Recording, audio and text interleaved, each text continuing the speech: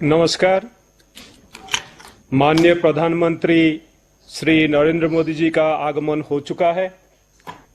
हम उनका अभिवादन करते हैं। बुंदेलखंड क्षेत्र में राष्ट्रीय महत्व की संस्था रानी लक्ष्मीबाई केंद्रीय कृषि विश्वविद्यालय झांसी की स्थापना वर्ष 2014 में हुआ। वर्तमान झांसी कैंपस में कृषि, फॉरेस्ट्री और हॉर्टिकल्चर का ग्रेजुएट एवं पोस्ट ग्रेजुएट शिक्षा दिया जाता है। यूनिवर्सिटी के शैक्षणिक भवन का निर्माण 127 करोड़ रुपया तथा प्रशासनिक भवन का निर्माण 29 करोड़ रुपए की लागत से किया गया। इन नवनिर्मित भवनों के उद्घाटन के अवसर पर केंद्रीय कृषि एवं किसान कल्याण, ग्रामीण विकास तथा पंचायत राज मंत्री श्री नरेंद्र सिंह तोमर जी से स्वागत भाषण हेतु अनुरोध करता हूं।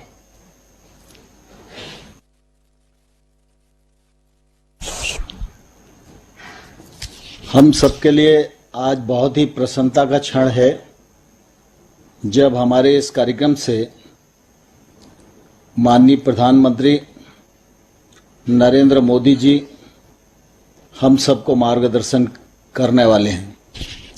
इस अवसर पर उत्तर प्रदेश के माननीय मुख्यमंत्री श्री योगी आदित्यनाथ जी, हमारे झांसी क्षेत्र के सांसद श्रीमान अनुराग शर्मा जी, झांसी के स्थानीय विधायक जवाहर सिंह जी, राजीव सिंह जी, बिहारीलाल आर्य जी, Ravi Sharma ji, doctor Punjab Singh ji, doctor Mahapatra ji, doctor Sanjay Singh ji, doctor Arvind Kumar ji और इस कार्यक्रम से जुड़े देश भर के कृषि विश्वविद्यालयों के कुलपतिगण, वैज्ञानिक गण और उपस्थित महानुभाव, काफी लंबे समय से इस क्षण की प्रतीक्षा इस पूरे बुंदेलखंड अंचल को थी। आज वह क्षण आ गया है और रानी लक्ष्मीबाई केंद्रीय कृषि विश्वविद्यालय झांसी का लोकार्पण माननीय प्रधानमंत्री जी के कर कमलों से संपन्न होने जा रहा है। मैं इस अवसर पर सभी उपस्थित महानुभावों की ओर से, मंत्रालय की ओर से माननीय प्रधानमंत्री जी का हृदय से बहुत बहुत स्वागत करता हूं, बहुत बहुत अभिनंदन करता हूं। हम सबके लिए बहुत प्रसन्नता की बात है कि 2014 से पूरे देश को प्रधानमंत्री नरेंद्र मोदी जी का नेतृत्व प्राप्त है। यूं तो सरकारें आती जाती देश में रही हैं, लेकिन जो दूरदृष्टि और जो कार्य करने की क्षमता, सबका साथ सबका विकास और जो देशव्यापी असंतुलन था उसको संतुलित करने का जो प्रयत्न माननीय प्रधानमंत्री नरेंद्र मोदी जी की दृष्टि के परिणाम स्वरूप आज देश भर में हो रहा है, उसके सुखद परिणाम मिलने लगे हैं और आने वाले कल में हमारे देश को निश्चित रूप से मिलने वाले हैं।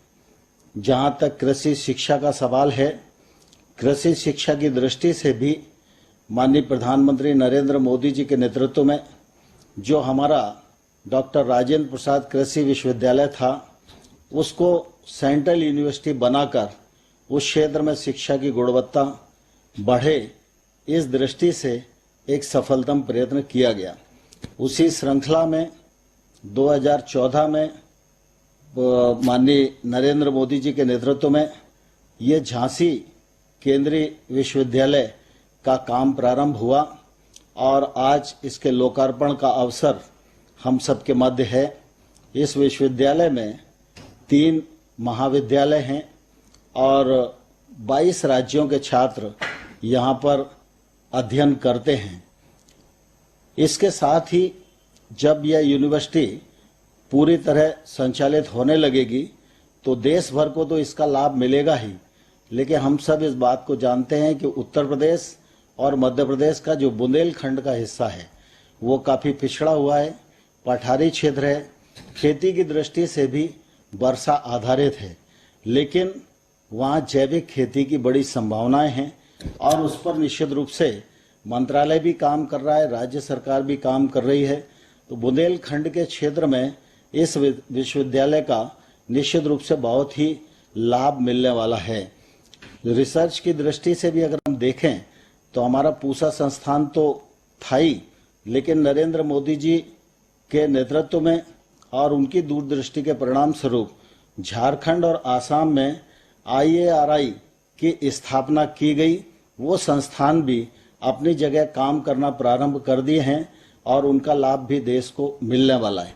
अरुणाचल हो, मेघालय हो, मिजोरम हो, सिक्किम हो, नागालैंड हो, इम्फाल हो, सब क्षेत्रों में कृषि महाविद्यालय खुलें, कृषि का क्षेत्र अग्रणी भूमिका में आवे और ये पूरा का पूरा पूर्वोत्तर क्षेत्र भी विकास की दौड़ में एकदम देश के साथ दौड़ सके। इस दृष्टि से कृषि शिक्षा के क्षेत्र में नए आयाम माननीय प्रधानमंत्री जी के नेतृत्व में जुड़े हैं। PhD के जो छात्र थे उनको 15,000 रुपये स्कॉलरशिप दी जाती थी, अब उनको 31,000 रुपया स्कॉलरशिप दी जाती है। इससे निश्चित रूप से इन छात्रों को भी काफ़ी फायदा हुआ है। जहाँ तक किसानी के क्षेत्र में अगर हम देखेंगे तो माननीय प्रधानमंत्री जी ने हम सब लोगों को यह लक्ष्य दिया है कि 2022 तक किसान की आमदनी दोगुनी होनी चाहिए। इस दिशा में केंद्र सरकार राज्य सरकारों के साथ मिलकर बहुत अच्छे से काम कर रही है और इसके सद परिणाम आने लगे हैं।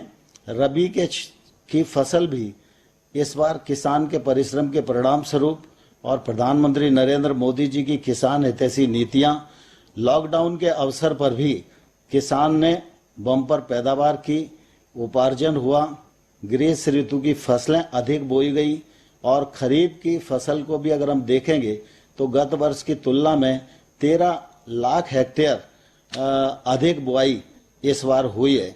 PM किसान योजना के अंतर्गत प्रधानमंत्री जी के द्वारा 10 करोड़ किसानों को 92,000 करोड़ रुपया अभी तक उनके खाते में ट्रांसफर किया जा चुका है। इससे किसानों की आय बढ़ी है और आय में निश्चित रूप से सहायता हुई है। कृषि के क्षेत्र में आमूलचूल परिवर्तन आए। इस दृष्टि से 10,000 FPO बनाने का मामला हो, 2.5 करोड़ किसानों को KCC उपलब्ध कराने का मामला हो, 1 लाख करोड़ का कृषि अवसंरचना कोष की स्थापना का मामला हो और नए कानून बनाने का मामला हो, इन सब कार्यक्रम और इन सब परिवर्तनों के परिणाम स्वरूप कृषि के क्षेत्र में एक नई क्रांति का सूत्रपात माननीय प्रधानमंत्री जी के नेतृत्व में हो रहा है। आज रानी लक्ष्मीबाई केंद्रीय कृषि विश्वविद्यालय का लोकार्पण संपन्न हो रहा है। इस अवसर पर हमारे मुख्यमंत्री योगी आदित्यनाथ जी भी जुड़े और मुझे बहुत प्रसन्नता है कि केंद्र सरकार का कोई भी कार्यक्रम हो, चाहे PM किसान हो, चाहे KCC अभियान हो, चाहे FPO बनाने का मामला हो और चाहे बुंदेलखंड के पठारी क्षेत्र में हरियाली लाने का मामला हो, प्रधानमंत्री जी के दृष्टिकोण को उत्तर प्रदेश में 100% अमल करने में मुख्यमंत्री योगी आदित्यनाथ जी के नेतृत्व की भी बहुत भूमिका है। मैं उनका भी इस अवसर पर अभिवादन करता हूं और आप सब लोगों की ओर से माननीय प्रधानमंत्री जी का हृदय से बहुत बहुत स्वागत है, बहुत बहुत अभिनंदन है। धन्यवाद। धन्यवाद महोदय। अब उत्तर प्रदेश के मुख्यमंत्री श्री योगी आदित्यनाथ जी से संबोधन हेतु आग्रह है। आदरणीय प्रधानमंत्री जी, केंद्रीय कृषि मंत्री माननीय नरेंद्र सिंह तोमर जी, केंद्रीय कृषि राज्य मंत्रीगण श्री पुरुषोत्तम रूपाला जी, माननीय श्री कैलाश चौधरी जी, ICAR के महानिदेशक माननीय सांसद झांसी श्री अनुराग शर्मा जी, माननीय विधायकगण श्री बिहारी लाल आर्य जी, श्री राजीव सिंह परीक्षा जी, श्री रवि शर्मा जी, श्री जवाहरलाल राजपूत जी, एमएलसी श्रीमती रमा निरंजन जी, मेयर झांसी श्री रामतीरथ सिंघल जी, कुलपति श्री अरविंद कुमार जी, और आज के इस केंद्रीय कृषि विश्वविद्यालय झांसी के उद्घाटन कार्यक्रम में उपस्थित सभी उपस्थित महानुभाव, मैं आदरणीय प्रधानमंत्री जी का इस महत्वपूर्ण अवसर पर उत्तर प्रदेश के नागरिकों की ओर से हृदय से अभिनंदन करता हूं कि आज आर्थिक रूप से प्रदेश के सबसे पिछड़े हुए क्षेत्र के रूप में जाने जाने वाले बुंदेलखंड में महारानी लक्ष्मीबाई के नाम पर एक कृषि विश्वविद्यालय का विधिवत उद्घाटन इस कोरोना कालखंड में भी आदरणीय प्रधानमंत्री जी के कर कमलों से संपन्न हो रहा है। यह हर व्यक्ति जानता है कि 2014 के बाद देश के अंदर हर एक क्षेत्र में नया परिवर्तन देखने को मिला है। लोगों की सोच में भी परिवर्तन आया है, क्योंकि उनके पास एक यशस्वी नेतृत्व देश में है और कृषि क्षेत्र में किसानों की आमदनी को दोगुना करने, किसानों को तकनीक के साथ जोड़ने, उनकी बुनियादी समस्याओं का समाधान करने के लिए उन्हें जिस प्रकार की मदद शासन स्तर पर प्रारंभ हुई है, प्रधानमंत्री कृषि सिंचाई योजना के माध्यम से भी जिस प्रकार से व्यापक परिवर्तन देखने को मिला है और किसानों की आमदनी को न्यूनतम समर्थन मूल्य के माध्यम से कई गुना बढ़ोतरी करने में मदद मिली है। कृषि विज्ञान केंद्रों ने स्थानीय स्तर पर किसानों को तकनीक के साथ जोड़ने, समय पे उन्हें उन्नत बीज उपलब्ध कराने में भी जो योगदान दिया है, ऐसी एक नई सोच का परिणाम है। मैं इस अवसर पर आदरणीय प्रधानमंत्री जी का अभिनंदन इसलिए भी करता हूं कि बुंदेलखंड क्षेत्र, जिसमें उत्तर प्रदेश के 7 जनपद आते हैं और मध्य प्रदेश राज्य के भी कुछ जनपद आते हैं, यह प्रतिवर्ष सूखा की चपेट में होता था, लेकिन प्रधानमंत्री कृषि सिंचाई योजना की परियोजनाओं के समयबद्ध ढंग से आगे बढ़ने के परिणाम स्वरूप आज काफी हद तक इस समस्या का समाधान करने में हमें मदद मिली है। इसके साथ ही वहां पर पेयजल का संकट 2014 के पहले वहां पर टैंकर से पानी पहुंचाने की कार्रवाई होती थी और आज प्रधानमंत्री जल जीवन मिशन के माध्यम से हर घर नल की योजना अकेले बुंदेलखंड में आदरणीय प्रधानमंत्री जी के कर कमलों से 10,322 करोड़ रुपए की लागत से इन सभी जनपदों में हर घर नल की योजना जल जीवन मिशन के माध्यम से प्रारंभ हो चुकी है। सिंचाई की योजनाओं के माध्यम से भी पिछले 3 वर्ष के दौरान प्रदेश ने 4,000 करोड़ रुपए की 11 परियोजनाओं को बुंदेलखंड की अब तक पूरा किया है, जिसमें 2,20,000 हेक्टेयर लैंड को अतिरिक्त सिंचन की क्षमता अकेले बुंदेलखंड में अर्जित करने में हमें सहायता प्राप्त हुई है। बुंदेलखंड की जो एक अन्य समस्या थी, अन्ना प्रथा, जिसमें बड़े पैमाने पर जो निराश्रित गोवंश था, इसके कारण वहां फसलें समाप्त होती थीं। आज बुंदेलखंड में पिछले 3 वर्ष के अंदर 1535 गौ आश्रय स्थल बना करके 1,54,000 से अधिक गोवंश को उन गौ आश्रय स्थलों में सुरक्षित रखने, उनके नस्ल सुधार के साथ ही उन्हें खुरपका, मुंहपका जैसी बीमारियों से बचाने की कार्रवाई भी युद्ध स्तर पर आज बुंदेलखंड में डिफेंस कॉरिडोर की घोषणा की और उसमें से एक डिफेंस कॉरिडोर के 2 महत्वपूर्ण नोड बुंदेलखंड क्षेत्र में झांसी और चित्रकूट में है। डिफेंस कॉरिडोर में बुंदेलखंड में अब तक 2600 एकड़ भूमि हम लोगों ने इसके लिए अधिग्रहित की है और लगभग 36,000 करोड़ रुपए के एमओयू इस संबंध में निवेश के लिए भी बुंदेलखंड में हमें प्राप्त हुए हैं।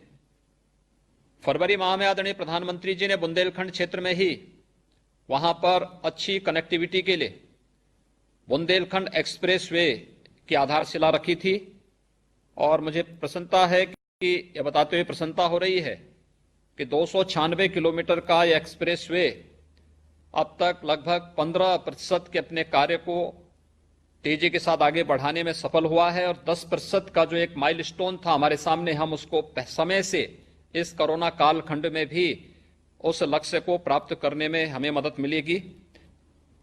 प्रदेश में 2016 के पहले कुल 68 कृषि विज्ञान केंद्र थे। आज भारत सरकार के सहयोग से 20 नए कृषि विज्ञान केंद्र प्रदेश को मिले हैं। हर बड़े जनपद में 2 कृषि विज्ञान केंद्र और छोटे जनपद में 1 कृषि विज्ञान केंद्र के माध्यम से कृषि विश्वविद्यालयों को इन्हें जोड़ करके स्थानीय स्तर पर किसानों को कृषि की उन्नत तकनीक उपलब्ध कराने में इन कृषि विज्ञान केंद्रों की एक बड़ी भूमिका सामने आ रही है। प्रदेश में अब तक 4 राज्य कृषि विश्वविद्यालय पहले से कार्यरत हैं। केंद्रीय कृषि विश्वविद्यालय महारानी लक्ष्मीबाई के नाम पर झांसी में बनने से बुंदेलखंड के दोनों कमिश्नरी में,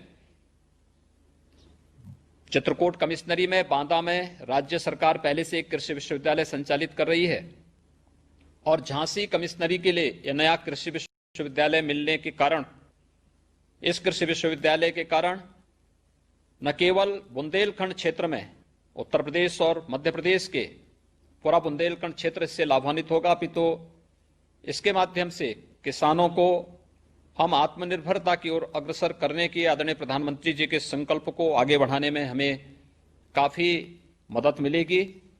आज कोरोना कालखंड में वर्चुअल उद्घाटन के माध्यम से आदरणीय प्रधानमंत्री जी का मार्गदर्शन कृषि वैज्ञानिकों को, कृषि से जुड़े हुए छात्रों को और बुंदेलखंड वासियों को प्राप्त हो रहा है। मैं इस अवसर पर एक बार फिर से इस अवसर पर आदरणीय प्रधानमंत्री जी का हृदय से अभिनंदन करता हूं और इस बात के लिए विश्वास दिलाता हूं कि उत्तर प्रदेश आत्मनिर्भर भारत की उनकी संकल्पना में पूरी प्रतिबद्धता के साथ बढ़कर के कार्य करेगा।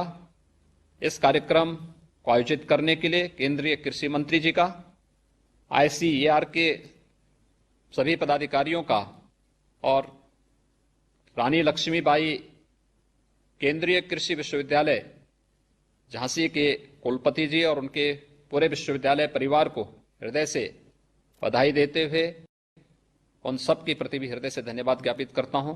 धन्यवाद। धन्यवाद महोदय। मैं माननीय प्रधानमंत्री जी से आग्रह करता हूं कि कृपया रानी लक्ष्मीबाई केंद्रीय कृषि विश्वविद्यालय झांसी के शैक्षणिक एवं प्रशासनिक भवनों का उद्घाटन करने की कृपा करें। खड़े होना पड़ेगा।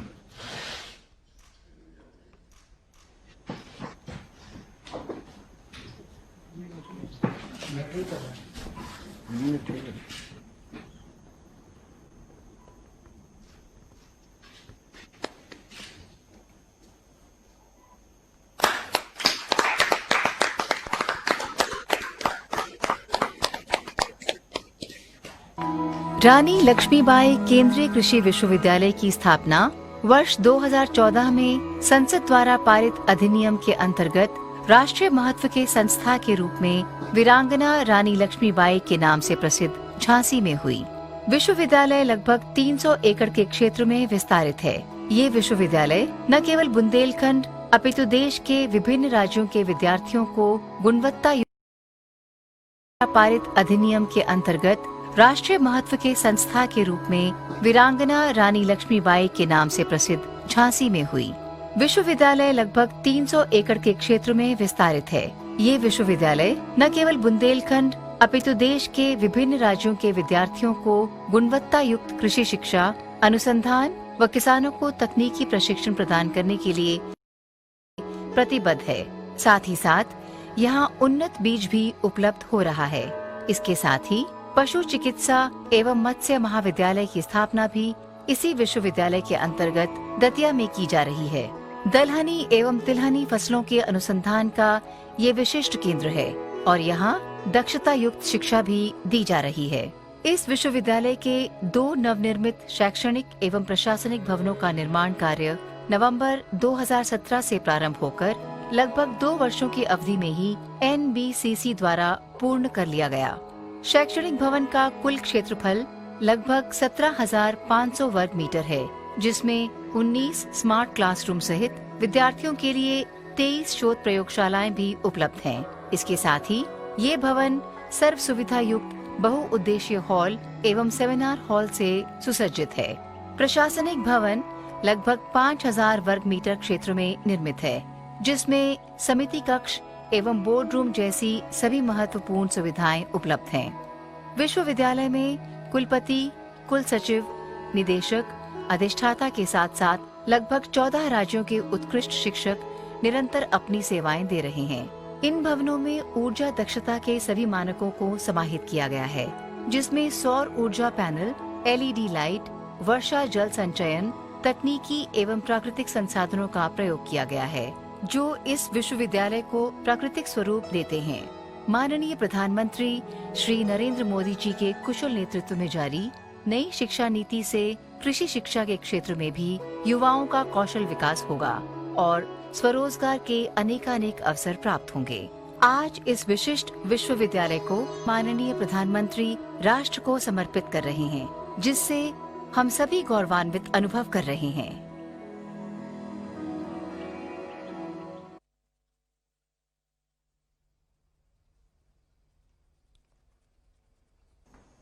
अब मैं डॉक्टर अरविंद कुमार, कुलपति रानी लक्ष्मीबाई केंद्रीय कृषि विश्वविद्यालय से आग्रह करता हूं कि विद्यार्थियों से सम्मान्य प्रधानमंत्री जी का परिचर्चा का संचालन करें। नमस्कार माननीय प्रधानमंत्री जी,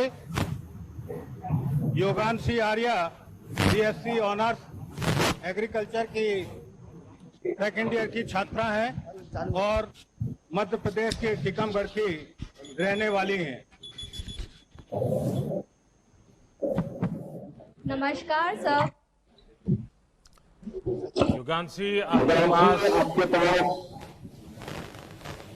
कई ऑप्शन हो सकते हैं। आपके सारे जो साथी मित्र होंगे, मैं नहीं मानता हूं कि इस प्रकार के विषय पढ़ने के लिए आपके सब साथियों को अच्छा लगता होगा, लेकिन आपने इस दुनिया को चुना, कृषि के क्षेत्र में आगे बढ़ने का तय किया। ऐसा क्यों किया? नमस्कार सर। सब कृषि स्नातक शिक्षा में हमें बहुत सारे विषय पढ़ने को मिलते हैं और व्यवहारिक ज्ञान मिलता है जो हमारे जीवन से जुड़े हैं। मेरा झुकाव शुरू से ही कृषि की ओर रहा है, इसलिए मैंने BSc कृषि में प्रवेश लिया। मैं आगे कृषि से डिग्री करने के बाद फसलों की उत्पादकता को बढ़ाने के लिए तथा खेती की लागत कम करने के लिए कार्य करना चाहूंगी, जिससे किसानों की आमदनी बढ़ाई जा सके। आपने कभी सोचा होगा कि भारत कृषि प्रधान देश है, भारत की आत्मा गांव में बसती है, उसके बावजूद भी बहुत सी सारी कृषि पैदाश ऐसी हैं जो भारत इंपोर्ट करता है। आप सभी कृषि क्षेत्र के विद्यार्थी हैं। आज एडिबल ऑयल के लिए करीब 75,000 करोड़ रुपीस हमारा विदेश जाता है। तो आपको लगता है कि आप जो योजनाएं बना रही हो तो भविष्य में भारत में मुट्ठी भर भी कृषि पैदावार कहीं से बाहर से लानी न पड़े, उसका लिस्टिंग बनाना, उस पर रिसर्च करना, उस पर काम करना, ये हो सकता है क्या? जी सर, जरूर हो सकता है। यदि सारे कृषि से जुड़े हुए व्यक्ति अपनी पूरी क्षमता और परिश्रम के साथ लगे रहें और खेती को आगे बढ़ाने के लिए कुछ अच्छा इनोवेटिव सोचे, तो वो जरूर हो सकता है। जैसा कि आपने आत्मनिर्भर भारत बनाने की बात कही है, उसमें युवा को बहुत ज्यादा प्रोत्साहन मिला है, जिससे वो अपना स्टार्टअप खोल सकते हैं, अपने खुद के व्यवसाय खोल सकते हैं और जो जिसमें उनकी रुचि है वो कार्य वो कर सकते हैं। चलिए योगांशी, मैं आपको बहुत शुभकामनाएं देता हूं, बहुत बधाई देता हूं। आप इस क्षेत्र में प्रगति करें और वैसे भी हमारे देश का कृषि क्षेत्र ज्यादातर महिलाओं ने संभाला हुआ है। पशुपालन का हो या कृषि का हो, महिलाओं का योगदान सदियों से हमारे यहाँ बहुत बड़ा रहा है, लेकिन हमारी व्यवस्था ऐसी है कि उसको अलग से रिकॉग्नाइज नहीं किया जाता है। आपके वहां आने से जरूर कृषि क्षेत्र को नई ताकत मिलेगी। मेरी तरफ से आपको बहुत शुभकामनाएं हैं। धन्यवाद।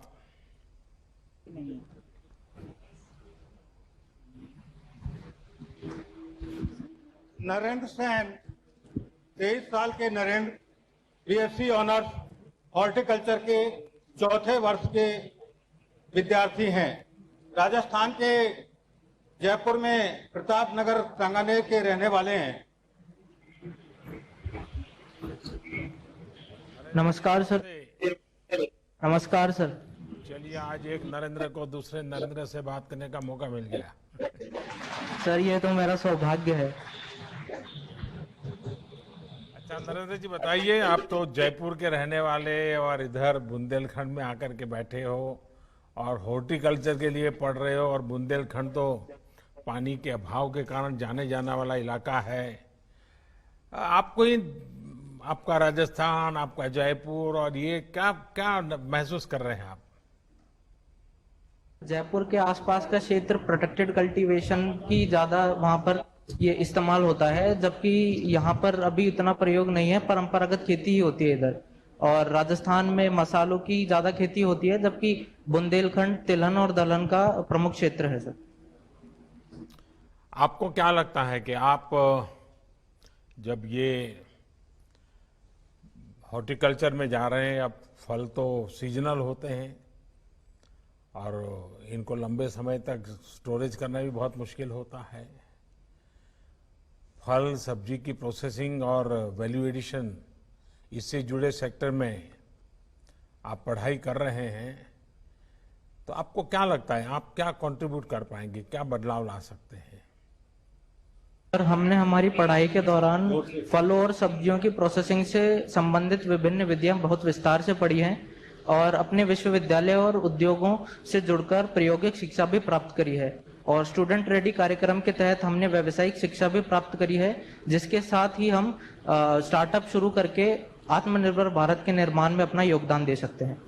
आपके यहाँ कभी चर्चा हुई क्या, जैसे हमारे देश में इन दिनों ड्रैगन फ्रूट, यानी बड़े बड़े घरों में, बड़ी बड़ी होटल में आमतौर पर डाइनिंग टेबल पर देखा जाता है, फल खाया जाता है। पिछले दिनों हमारे कच्छ के किसानों ने रेगिस्तान में ड्रैगन फ्रूट की खेती करके एक बहुत बड़ा कमाल किया है, और मैंने तो टेस्ट किया है, बहुत ही मैंने आज तक जितने ड्रैगन फ्रूट खाए हैं उसमें मुझे कच्छ से जो बनाए किसानों ने मेहनत करके तैयार किया है, सचमुच में क्वालिटेटिवली बहुत बड़ा फर्क नजर आ रहा है, अच्छा लग रहा है। आपको लगता है कि ऐसे कुछ चीजें हैं जो भारत बाहर से न लाए, हमें यहाँ उत्पादन करने के लिए हम प्रेरित कर सकते हैं? जी सर बिल्कुल, अगर हम सब साथ, सारे विश्वविद्यालय साथ मिलकर अगर प्रयास करें तो ये बिल्कुल संभव है सर। चलिए, आप बहुत आशावादी हैं नरेंद्र जी, मेरी आपको बहुत शुभकामनाएं हैं। धन्यवाद सर।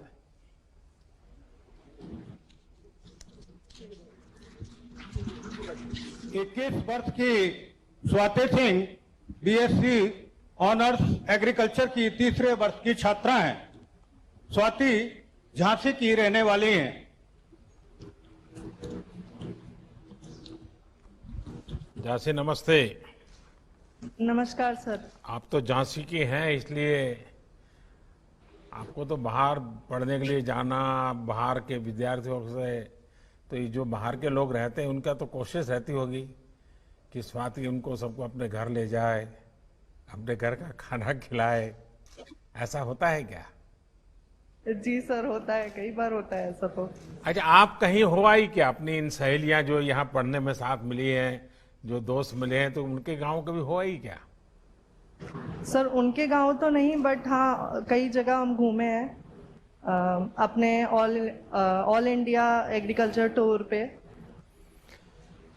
अच्छा स्वाति, बुंदेलखंड तो सचमुच में, क्योंकि मैं उस इलाके में मेरा आना जाना रहा है, पानी के अभाव में बड़ी कठिनाइयों वाला क्षेत्र है। फिर भी आपने एक कृषि क्षेत्र में जाने के लिए क्यों पढ़ाई करने का सोचा?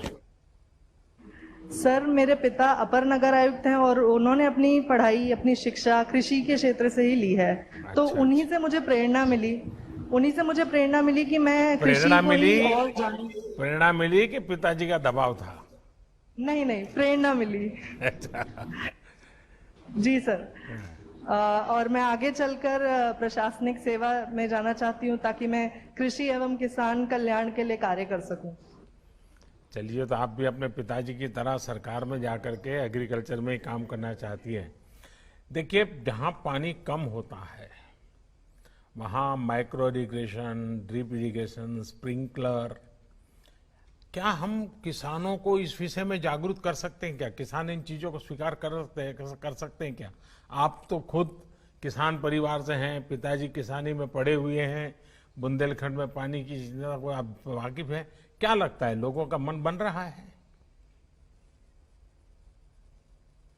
है यहाँ पर माइक्रो इरिगेशन जैसे ड्रिप इरिगेशन एवं स्प्रिंकलर इरिगेशन के मॉडल तैयार करे गए हैं। हमें इसके बारे में भी पढ़ाया गया है, इसके महत्वता के बारे में भी बताया गया है। और इस वर्ष मैं रावे के अंतर्गत सभी किसानों को जागरूक करने की कोशिश जरूर करूंगी। आप किसानों को कैसे समझाते हो कि फ्लड इरिगेशन, ये पानी, किसान का स्वभाव है खेत पानी से लबालब भरा हुआ हो, सारी फसल पानी में डूबी हुई, तब उसको लगता है कि हाँ अब कुछ पानी है। उसमें से उसको ड्रिप इरिगेशन में लेकर जाना, जहाँ ऊपर तो सूखा दिखता हो, नीचे से गीला होता हो और फिर फसल होती हो, उसकी इस मानसिकता को कैसे बदल सकते हैं? सर जब वो खुद हमारी यूनिवर्सिटी में ट्रेनिंग अटेंड करते हैं और जब वो खुद डेमोन्स्ट्रेशन प्लॉट्स में देखते हैं कि किस तरह से इतने कम पानी में भी कितनी अच्छी लागत मिल रही है, तो तब वो ये बात को समझ पाते हैं अच्छे से। देखिए, आज इस कार्यक्रम में मुझे बताया गया कि करीब 50-55 हजार लोग रजिस्ट्री करा करके ऑनलाइन है। इतनी सारे लोग हैं, तो मैं अपनी बात करने का तरीका बताता हूँ। मैं जब गुजरात में था, वहाँ भी पानी का बहुत कष्ट रहता है, तो मैं लोगों को समझाता था कि ड्रिप इरिगेशन कैसे। तो मैं कहता कि मान लीजिए घर में छोटा बालक है और न वेट बढ़ रहा है, न वो खिल उठता है, बड़ा मुरझाया हुआ दुबला पतला है, और हर माँ बाप चाहता है कि बेटा स्वस्थ हो, दौड़ता हो, हंसता खेलता हो, ऐसा बच्चा हो, और माँ बाप चाहेंगे। लेकिन अगर कोई माँ बाप डेली बाल्टी भर दूध ला करके उसमें बादाम, पिस्ता, केसर सब चीजें डाल करके उस दूध से उसको नहला दे, तो उसका स्वास्थ्य ठीक होगा क्या? वो तंदुरुस्त होगा क्या? होगा क्या स्वाति? नो सर, नहीं होगा। लेकिन अगर समझदारी से एक एक चम्मच थोड़ा थोड़ा दूध पिला दे, तो कुछ महीनों के बाद बदलाव आएगा कि नहीं आएगा? तो जैसे बालक को दूध से नहलाने से स्वस्थ नहीं होता है, एक एक चम्मच दूध पिलाने से बदलाव की संभावना बनती है, ये फसल का भी ऐसा ही है। पानी से पूरा भर देने से जितना फायदा होता है, उससे ज्यादा बूंद बूंद पानी अगर उसके मिलती है तो फसल बहुत बढ़िया बनती है। ये बात बड़े सरल शब्दों में लोगों को समझानी चाहिए। और पानी की रिसाइकलिंग हो, बरसात के पानी को कैसे जमीन के नीचे स्टोर किया जाए, इसके लिए जो आधुनिक और कम खर्च वाली तकनीक है, उनके बारे में जानकारी सामान्य जन तक पहुंचाना जरूरी है। अगर आप इजराइल की वेबसाइटें देखेंगे, वहां के एग्रीकल्चर की, बुंदेलखंड को वहां के कई मॉडल काम आ सकते हैं। तो मैं चाहूंगा कि आप पढ़ लिख करके इसी इलाके में कृषि क्षेत्र में काम करने जा रही हो तो जरूर आपका ज्ञान और आपका अनुभव और आपके पिताजी के आशीर्वाद जरूर इस क्षेत्र के किसानों की स्थिति को बदलेंगे, कृषि की स्थिति को बदलेंगे। मेरी बहुत शुभकामनाएं हैं सर।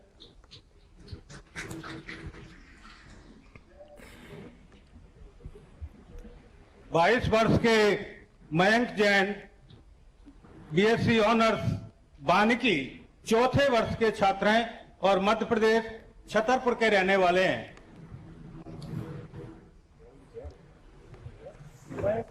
नमस्ते मयंक। नमस्कार सर। तो ये वानिकी ये फॉरेस्ट्री की छात्र कैसे बन गए आप? सर मेरा पहले से ही फॉरेस्ट्री में रुझान था। मेरे गांव के पास में ही पन्ना टाइगर रिजर्व है, मैं अक्सर वहां जाया करता था और जब मेरा यहाँ सिलेक्शन हुआ तो उसके बाद मेरा लगाव और भी ज्यादा बढ़ गया। लेकिन वहां की तो जिंदगी बड़ी कष्टदायक होती है, कैसे जियोगे आप वहां जाके, कैसे काम करोगे?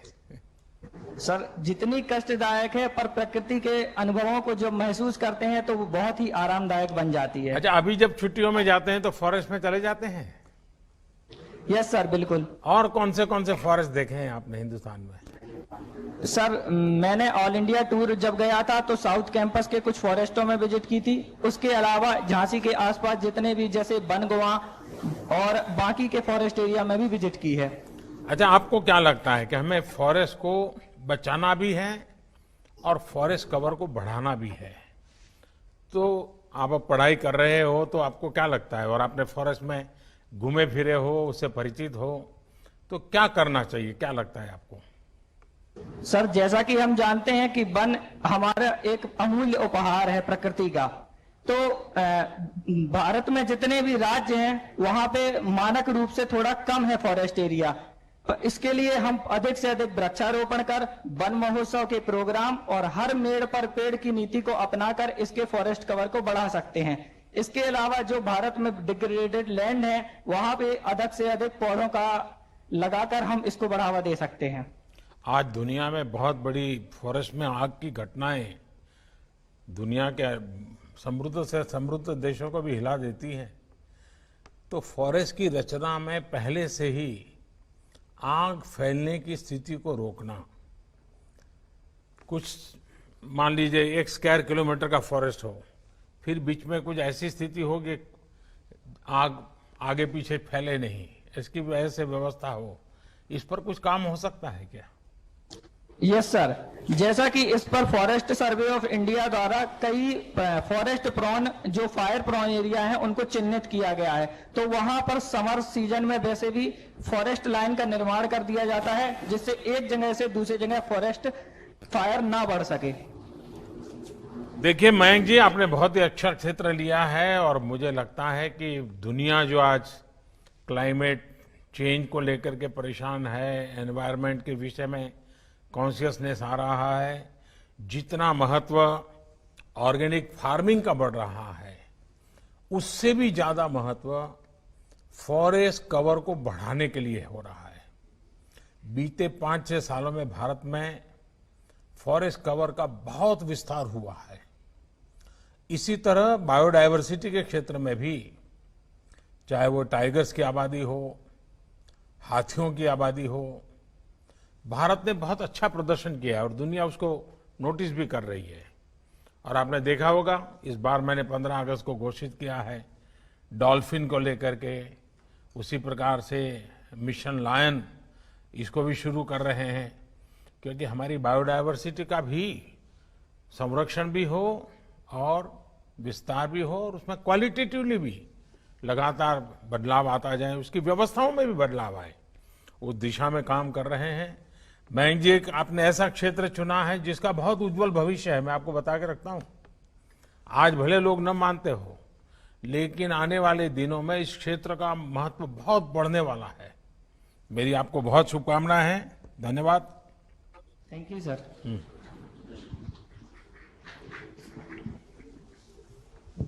22 वर्ष के टोनी मनोज कुमार नंदी पामू आंध्र प्रदेश के कृष्णा जिले के रहने वाले हैं। यहाँ पर यह एमएससी एजी सत्य विज्ञान दूसरे वर्ष के छात्र हैं।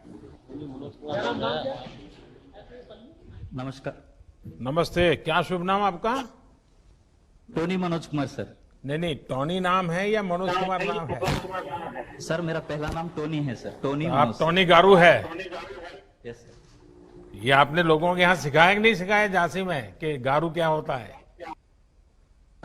सिखाते हैं सर। आज इस मौके में आपको बताना चाहता हूँ, आज राष्ट्रीय तेलुगु भाषा दिवस है सर। इसकी दौर पर आपको तेलुगु में बोलना चाहता हूँ। जरूर बोलिए, मुझे अच्छा लगेगा। गौरवनीय प्रधानमंत्री गारू नमस्कारम सर। नमस्कारम। नमस्कारम।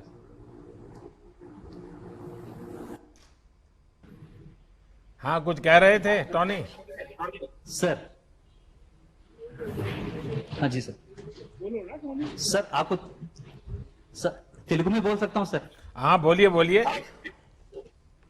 సార్ మీ యొక్క కార్యక్రమాలు కానీ మీరు చేసిన కృషి సంక్షేమ పథకాలు కానీ మొత్తం దేశం మొత్తానికి ఎంతో శుభకరంగా ఆశీర్వాదకరంగా ఉన్నాయి సార్। దాని కొరకు మీకు ధన్యవాదాలు తెలియజేస్తున్నాం సార్। देखिए मुझे समझ आ गया। देखिए मैं आशीर्वाद देने वालों में से नहीं हूं, मैं तो आपका साथी हूं और हम सब ने मिलकर के प्रकृति के आशीर्वाद लेने हैं, परमात्मा के आशीर्वाद लेने हैं और जो लक्ष्य तय किए हैं उसको पार करना है।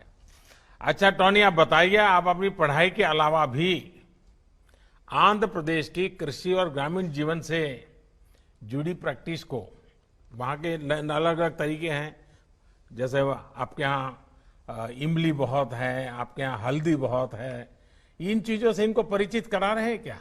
इन सब आपके साथी पूछते हैं क्या आपको? जी जरूर। जी हमारे आंध्र प्रदेश में बहुत से धान एवं आम, इसके साथ साथ इमली, तंबाकू और हल्दी का भी बहुत ज्यादा पैदावार होता है सर। इसको मेरे दोस्तों, मेरे साथियों के साथ बहुत शेयर करते हैं और चर्चा भी करते हैं। और मेरा सौभाग्य ये है कि इस केंद्रीय कृषि विश्वविद्यालय में 22 राज्यों का छात्र है सर। उन सब लोगों को मिलके उनके साथ चर्चा करने से मुझे बहुत अच्छा मौका मिला है सर। इसके लिए मैं बहुत इस यूनिवर्सिटी को बहुत धन्यवाद बताना चाहता हूं सर। और इसके साथ झांसी के क्षेत्र के अनुकूल, हम यहाँ इस झांसी के क्षेत्र के अनुकूल चने के संरक्षित खेती यानी कंजर्वेशन एग्रीकल्चर पे काम किए हैं सर हमारे मास्टर्स डिग्री में। इसमें 3 सिद्धांत होता है सर। पहला है कम से कम जुताई करना खेती में, और दूसरी है फसलों का चक्कर फॉलो करना, और तीसरी है हमारी जो फसल का अवशेष है वो खेती पे इसे रहने देना या कि बिछा देना। इससे यह होता है कि मृदा के सेहत के साथ साथ मोस्टली प्रोडक्शन एंड प्रोडक्टिविटी पे बहुत इफेक्ट पड़ा है सर। ये तो हमने हमारा मास्टर्स के थीसिस से भी ये इफेक्ट निकला है सर इससे। टोनी, आपको मालूम है ऑस्ट्रेलिया की एक यूनिवर्सिटी के साथ हम लोग 2 क्षेत्रों में रिसर्च का काम कर रहे हैं, एक चना और दूसरा बनाना। दोनों में काफी अच्छा, मैं पिछली बार जब ऑस्ट्रेलिया गया था तो सारे प्रोजेक्ट को देखने गया था। भारत के और ऑस्ट्रेलिया के साइंटिस्ट मिल करके उस पर काफी काम कर रहे हैं। आपकी यूनिवर्सिटी में अगर शायद हो सकता है वो सारी चीजें वेबसाइट पे होगी तो उससे मैं इस दिशा में आप काम कर सकते हो। देखिए फर्टिलाइजर का उपयोग कम हो, मुझे लगता है इसके लिए भी बहुत बड़ी जागरूकता फैलाना जरूरी है। और आप पढ़े लिखे नौजवान, जो कृषि जगत से जुड़े हुए नौजवान, ये जब ये बात समझाएंगे किसानों को, उनमें विश्वास पैदा करेंगे। और किसान का स्वभाव है वो कान से सुनी हुई बातों को बहुत कम मानता है। किसान आंख से देखी हुई चीजों पर विश्वास ज्यादा करता है। जब तक आप उसको सफलता दिखाते नहीं हो वो फॉलो नहीं करता है। तो उस दिशा में कुछ कर रहे हैं क्या आप? जरूर। नॉर्मली देश में किसानों बहुत ज्यादा यूरिया या कि कोई दूसरी फर्टिलाइजर का बहुत ज्यादा प्रयोग करता है। और इस दौरान से मतलब मोस्टली फर्टिलाइजर का नेगेटिव इफेक्ट्स या कि साइड इफेक्ट्स बहुत ज्यादा मिट्टी के सेहत, इसके साथ साथ मनुष्यों का स्वास्थ्य पर भी बहुत बड़ा दुष्प्रभाव दिखा रहा है। मोस्टली आपके द्वारा प्रारंभ किया गया जो स्कीम है सॉइल हेल्थ कार्ड या नीम कोटेड यूरिया, इन स्कीमों के द्वारा जो यूरिया की कोई दूसरी फर्टिलाइजर, अन्य फर्टिलाइजर कुछ भी हो, इसके जो हो रहा है इसके खेती पे लागत कम हो रहा है। इसके साथ साथ मिट्टी के स्वास्थ्य पर भी बहुत जो असर पड़ रहा है उसको भी कम कर सकता है। जो किसान है, सॉइल हेल्थ कार्ड का रिपोर्ट के अनुसार फर्टिलाइजर को अप्लाई किया जा रहा है आजकल। इससे मिट्टी का स्वास्थ्य पर भी बहुत अच्छा इफेक्ट दिख रहा है, ताकि एक्स्ट्रा फर्टिलाइजर यूज ना हो रहा है। और इसके साथ साथ जो पहले यूरिया जो है उसका एफिशिएंसी बहुत कम थे, इसका अब जो नीम कोटेड यूरिया आया है, नीम कोटेड यूरिया आने के बाद जो टोटल यूरिया जो कंजम्पशन होता है उसमें 10% तो यूरिया कंजम्पशन कम हो गया है। इस एरिया में जो सॉइल हेल्थ कार्ड जो बहुत अच्छा सक्सेसफुल स्कीम हुआ है और इसके लिए हम बहुत खुश हैं सर। देखिए, मैं सभी एग्रीकल्चर से जुड़े लोगों से जरूर कहना चाहूंगा, और टोनी आप भी अपने साथियों को बता सकते हैं, ऑर्गेनिक फार्मिंग और ऑर्गेनिक एग्रीकल्चर प्रोडक्ट्स, ये दुनिया में उसकी बहुत मांग है, बहुत वैल्यू है। भारत के लोगों को ये चीजें हस्तगत है। हम सदियों से इसी के आदी थे, बीच में ही हम थोड़ी गाड़ी डिरेल हो गई है, हम बहुत तेजी से इसको अडॉप्ट कर सकते हैं। उसी प्रकार से आपने देखा होगा इन दिनों प्रयोग चल रहे हैं जीरो बजट फार्मिंग। बहुत आसानी से किसान इसको बढ़ाया जा सकता है, और मैं चाहूंगा कि जितनी बड़ी मात्रा में हमारा देश, हमारे किसान ऑर्गेनिक फार्मिंग पे जाएं और ऑर्गेनिक फार्म प्रोडक्ट्स को ग्लोबल मार्केट के लिए हम तैयार करें, बहुत बड़ा परिवर्तन मिलेगा। टोनी, मेरी आपको बहुत शुभकामनाएं हैं, आपको आपके साथियों को सफलता मिले। धन्यवाद। धन्यवाद सर। धन्यवाद महोदय। सम्मान्य प्रधानमंत्री जी को मार्गदर्शन एवं आशीर्वचन देने के लिए सादर आमंत्रित करता हूं। हमारे देश के कृषि मंत्री श्रीमान नरेंद्र सिंह जी तोमर, केंद्रीय मंत्रिपरिषद के मेरे अन्य साथी, उत्तर प्रदेश के मुख्यमंत्री योगी आदित्यनाथ जी, अन्य अतिथिगण, सभी विद्यार्थी मित्र और देश के हर कोने से जुड़े हुए इस वर्चुअल समारोह में उपस्थित सभी मेरे प्यारे भाई और बहनों, रानी लक्ष्मीबाई केंद्रीय कृषि विश्वविद्यालय के नए शैक्षणिक और प्रशासनिक भवन के लिए मैं आप सभी को बहुत बहुत बधाई देता हूं, बहुत शुभकामनाएं देता हूं। यहां से पढ़कर बहुत कुछ सीख करके निकलने वाली युवा साथी देश के कृषि क्षेत्र को सशक्त करने का काम करेंगे।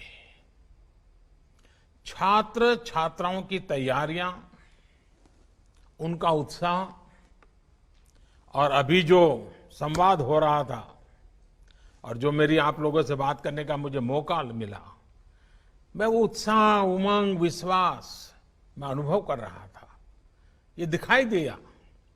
मुझे विश्वास है कि इस नए भवन के बनने से अनेक नई सुविधाएं मिलेगी। इन सुविधाओं से स्टूडेंट को और ज्यादा काम करने की प्रेरणा मिलेगी, और ज्यादा प्रोत्साहन मिलेगा।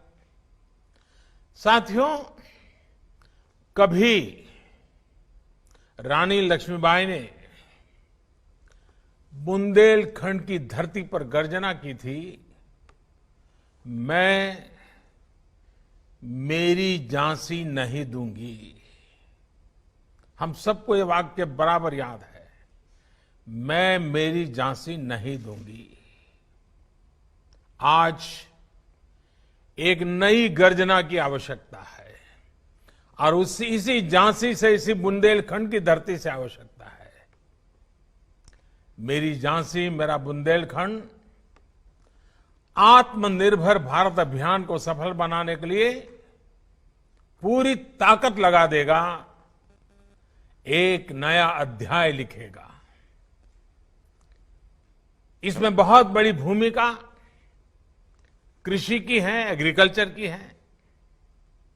जब हम कृषि में आत्मनिर्भरता की बात करते हैं तो ये सिर्फ खाद्यान्न तक ही सीमित नहीं है, बल्कि ये गांव की पूरी अर्थव्यवस्था की आत्मनिर्भरता की बात है। ये देश के अलग अलग हिस्सों में खेती से पैदा होने वाले उत्पादों में वैल्यू एडिशन करके देश और दुनिया के बाजारों में पहुंचाने का मिशन है। कृषि में आत्मनिर्भरता का लक्ष्य किसानों को एक उत्पादक के साथ ही उद्यमी बनाने का भी है। जब किसान और खेती उद्योग की भांति आगे बढ़ेगी तो बड़े स्तर पर गांव में और गांव के पास ही रोजगार और स्वरोजगार के अवसर तैयार होने वाले हैं।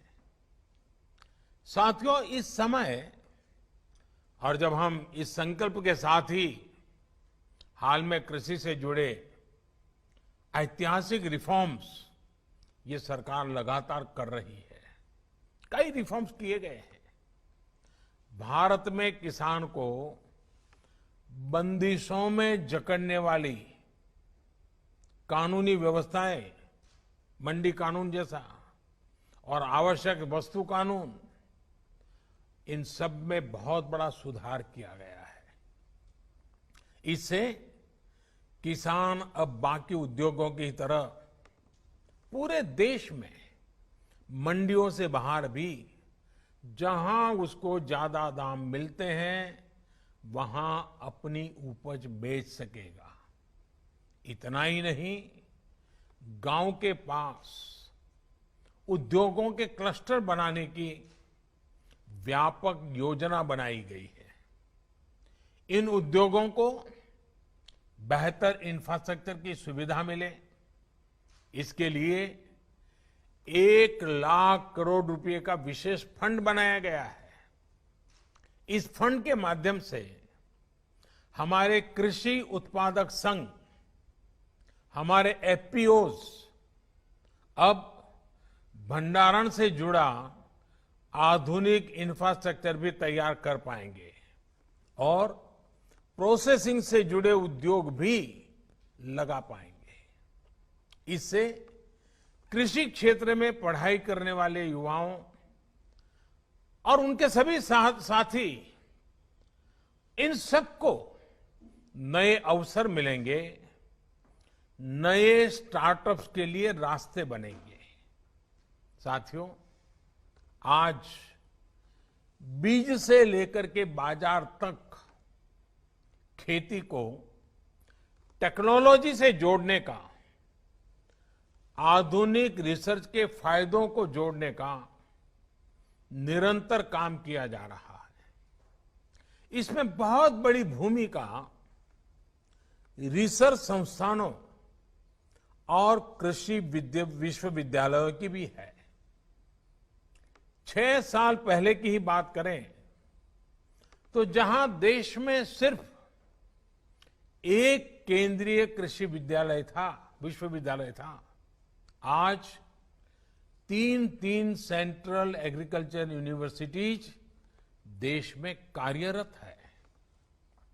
इसके अलावा 3 और राष्ट्रीय संस्थान, IARI झारखंड, IARI असम और बिहार के मोतिहारी में Mahatma Gandhi institute for integrated farming, इनकी भी स्थापना की जा रही है। ये रिसर्च संस्थान छात्र छात्राओं को नए मौके तो देंगे ही, स्थानीय किसानों तक टेक्नोलॉजी के लाभ पहुंचाने में भी, उनकी क्षमता बढ़ाने भी मदद करेंगे।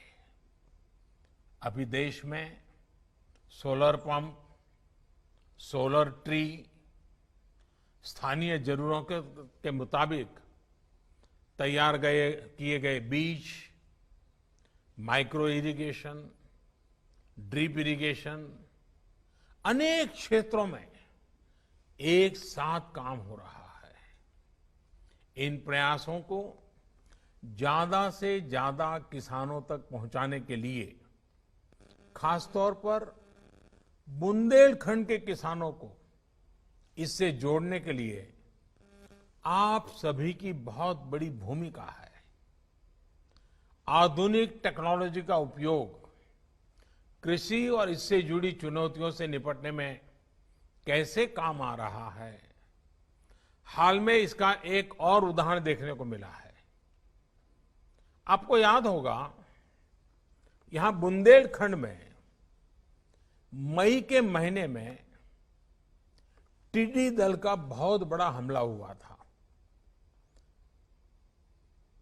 और पहले तो ये टिड्डी दल यानी अपने आप में खबर आती है जब टिड्डी दल आने वाला है तो रात रात किसान सो नहीं पाता है, सारी मेहनत मिनटों में तबाह कर देता है। कितने ही किसानों की फसल, सब्जियां बर्बाद होना बिल्कुल निर्धारित हो जाता है। मुझे बताया गया है कि बुंदेलखंड में करीब करीब 30 साल बाद टिड्डियों ने हमला किया, वरना पहले इस क्षेत्र में टिड्डियां नहीं आती थी। साथियों, सिर्फ उत्तर प्रदेश ही नहीं, देश के 10 से ज्यादा राज्य टिड्डी दल या लोकस्ट के हमले से प्रभावित हुए थे। जितनी तेजी से ये फैल रहा था, उस पर सामान्य तौर तरीकों, पारंपरिक माध्यमों से नियंत्रण पाना बहुत मुश्किल था। और जिस प्रकार से भारत ने ये टिड्डी दल से मुक्ति पाई है, इतने बड़े हमले को बहुत वैज्ञानिक तरीके से जिस प्रकार से संभाला है, अगर कोरोना जैसी और चीजें न होती तो शायद हिंदुस्तान के मीडिया में हफ्ते भर इसकी बहुत सकारात्मक चर्चा हुई होती। इतना बड़ा काम हुआ है।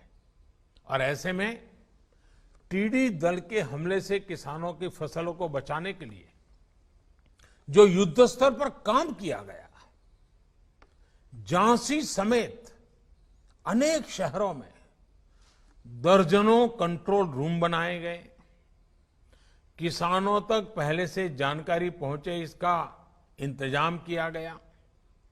टिड्डियों को मारने और भगाने के लिए जो स्प्रे वाली स्पेशल मशीनें होती हैं, वो भी तब हमारे पास इतनी संख्या में नहीं थी, क्योंकि ये हमले ऐसे नहीं आते हैं। सरकार ने तुरंत ऐसी दर्जनों आधुनिक मशीनों को खरीदकर झीलों तक पहुंचाया।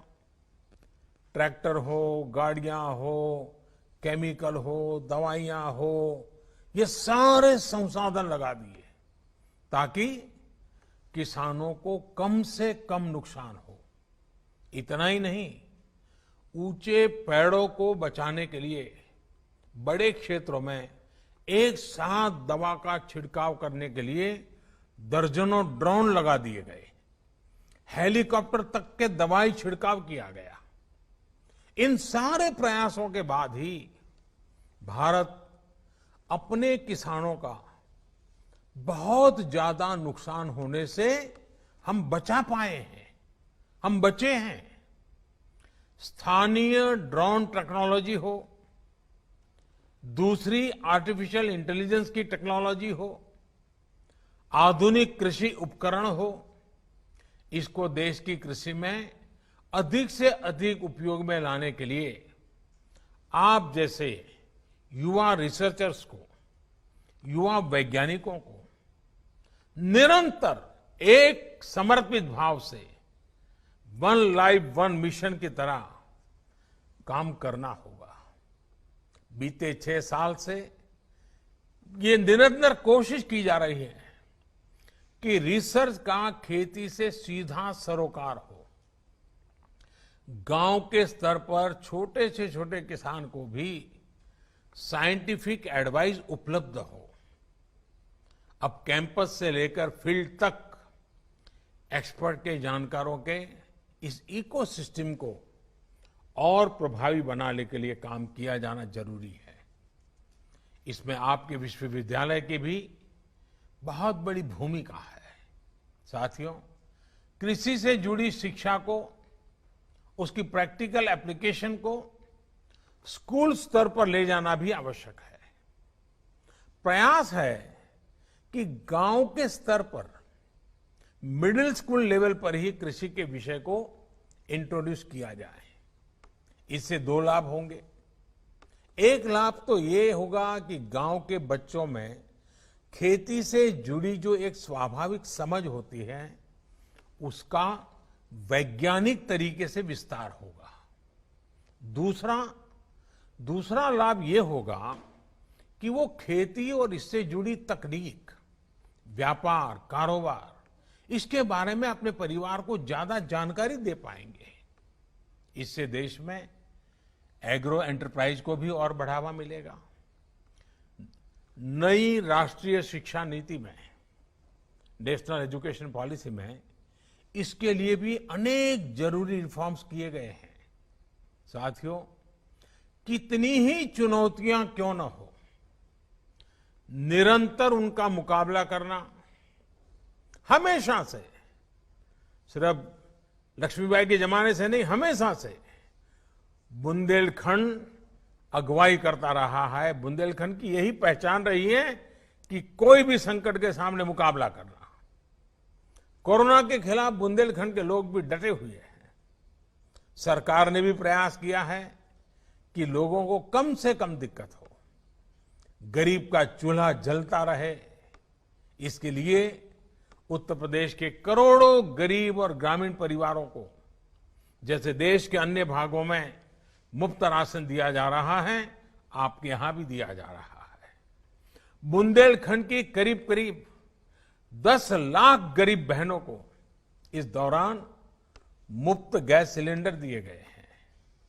लाखों बहनों के जनधन खाते में हजारों करोड़ रुपए जमा किए गए हैं। गरीब कल्याण रोजगार अभियान के तहत अकेले उत्तर प्रदेश में 700 करोड़ रुपए से अधिक का खर्च अब तक किया जा चुका है, जिसके तहत लाखों कामगार साथियों को रोजगार उपलब्ध हो रहा है।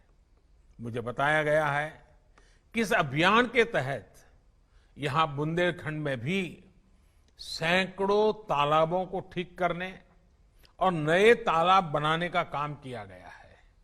साथियों, चुनाव से पहले जब मैं झांसी आया था, तब मैंने बुंदेलखंड की बहनों से कहा था कि बीते 5 वर्ष शौचालय के लिए थे और आने वाले 5 वर्ष पानी के लिए होंगे।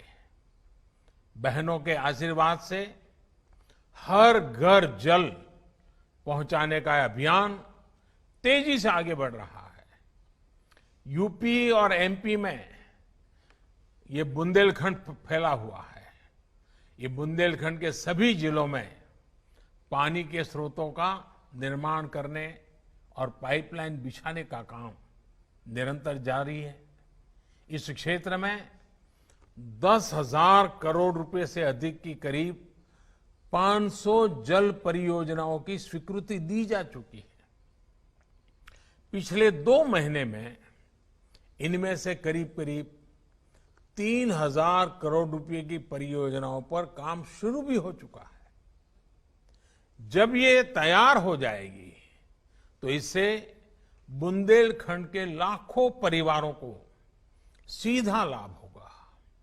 इतना ही नहीं, बुंदेलखंड में भूजल के स्तर को ऊपर उठाने के लिए अटल भूजल योजना पर भी काम चल रहा है। झांसी, महोबा, बांदा, हमीरपुर, चित्रकूट और ललितपुर, इसके साथ साथ पश्चिम यूपी के सैकड़ों गांवों में जल स्तर को सुधारने के लिए 700 करोड़ रुपए से अधिक की योजना पर काम जारी है। साथियों, बुंदेलखंड के एक और बेतवा बहती है और दूसरी ओर केन नदी बहती है। उत्तर दिशा में मां यमुना जी हैं, लेकिन स्थितियां ऐसी हैं कि इन नदियों के पानी का पूरा लाभ पूरे क्षेत्रों को नहीं मिल पाता है। इस स्थिति को बदलने के लिए भी केंद्र सरकार निरंतर प्रयास कर रही है। केन बेतवा नदी लिंक परियोजना में इस क्षेत्र के भाग्य को बदलने की बहुत ताकत है। इस दिशा में हम दोनों राज्य सरकारों के साथ लगातार संपर्क में हैं, काम कर रहे हैं। मुझे पूरा विश्वास है कि एक बार जब बुंदेलखंड को पर्याप्त जल मिलेगा तो यहां जीवन पूरी तरह से बदल जाएगा। बुंदेलखंड एक्सप्रेसवे हो या फिर डिफेंस कॉरिडोर, हजारों करोड़ रुपए के प्रोजेक्ट भी यहां रोजगार के हजारों नए अवसर बनाने का काम करेंगे। वो दिन दूर नहीं जब वीरों की ये भूमि झांसी और इसके आसपास का ये पूरा क्षेत्र देश को रक्षा क्षेत्र में आत्मनिर्भर बनाने के लिए एक बड़ा क्षेत्र विकसित हो जाएगा। यानी एक तरह से बुंदेलखंड में जय जवान, जय किसान और जय विज्ञान का मंत्र चारों दिशाओं में गूंजेगा। केंद्र सरकार और उत्तर प्रदेश की सरकार बुंदेलखंड की पुरातन पहचान को, इस धरती के गौरव को समृद्ध करने के लिए प्रतिबद्ध है। भविष्य की मंगल कामनाओं के साथ एक बार फिर यूनिवर्सिटी के नए भवन की आप सबको बहुत बहुत बधाई। 2 गज की दूरी, मास्क है जरूरी, इस मंत्र को आप हमेशा याद रखिए। आप सुरक्षित रहेंगे तो देश सुरक्षित रहेगा। आप सभी का बहुत बहुत आभार।